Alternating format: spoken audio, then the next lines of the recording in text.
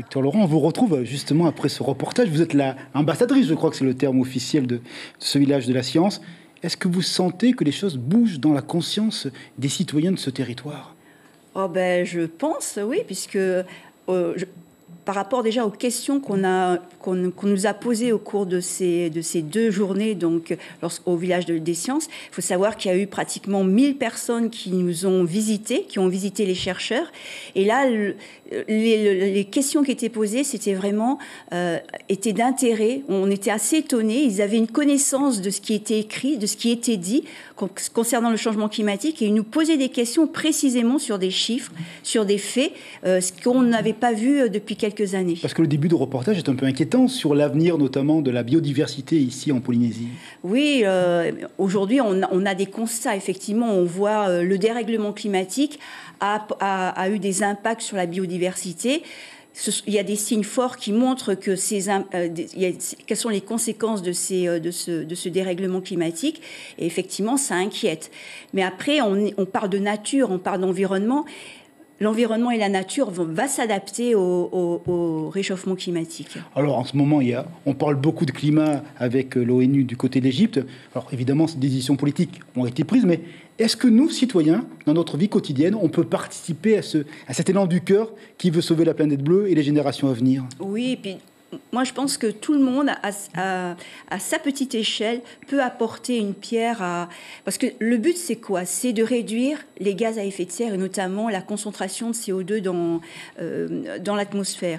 Donc à notre échelle, avec notre mode de vie, notre mode de société, elle doit évoluer, et à notre échelle, on peut faire quelque chose pour justement améliorer notre société et notamment diminuer la production de CO2 et donc diminuer la concentration de CO2 dans l'atmosphère. Ça veut dire que l'éveil des consciences va commencer dès le plus jeune âge. La semaine prochaine, vous partez avec un bâton de pèlerin, vous allez aux Australes rencontrer écoliers et collégiens. Et quand on est jeune, on peut déjà avoir ce regard qui incite les adultes à avoir un comportement vertueux. C'est un peu le but de la science, en fait. C'est quoi ? C'est des chercheurs qui se mettent ensemble, qui vont parler d'un sujet d'intérêt. Cette année, c'est le réveil climatique. Et ces chercheurs, le but, c'est de faire partager donc déjà leur passion, de montrer les résultats, mais avec un discours qui est accessible à tout le monde. Donc, on vise les plus jeunes. Et si effectivement ces plus jeunes, on arrive à éveiller leur curiosité, on va peut-être éveiller des passions, des vocations qui demain vont être nos futurs chercheurs. Donc tout le but de la science de la fête, c'est vraiment de rencontrer le public, qu'il soit jeune. Moi, quand je dis jeune, à 70 ans, pour moi, on est jeune. Mais c'est surtout que c'est un éveil de la curiosité, de savoir qu'est-ce qui se fait.